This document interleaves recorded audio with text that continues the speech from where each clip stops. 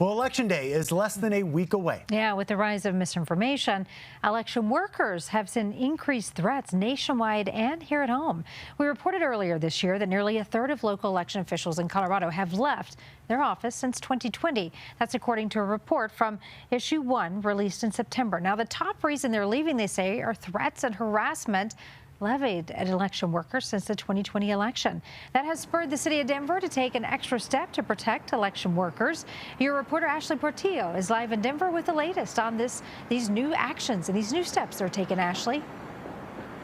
Yeah, Karen. So actually for the past 3 years, Denver voters could go online and watch all of those ballots being processed live. Now, looking ahead, that is no longer an option, and that's because officials want to protect election workers as well as their identities.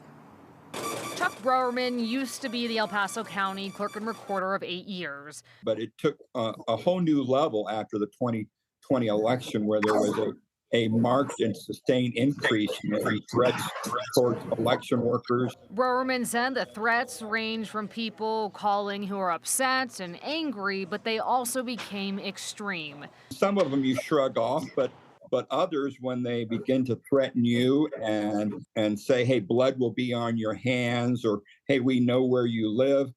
An increase in threats felt nationwide and also locally, so much so, Denver County Clerk and Recorder Paul Lopez said Denver will no longer live stream video of its ballot processing online, adding it's a risk he cannot take because the cameras showed people's faces.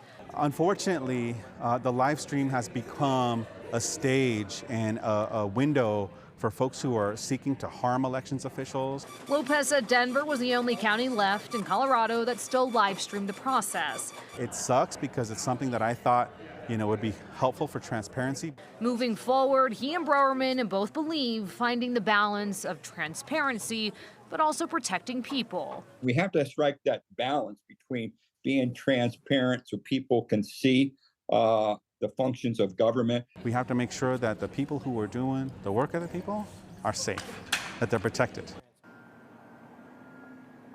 And Lopez also shared with me that ahead of the 2024 presidential election, he wants his staff, his workers to have more space inside of this building right here. He also mentioned he wants to increase security here in the area to keep all of his staff safe. For now, reporting live in Denver, I'm Ashley Portillo, covering Colorado First. All right.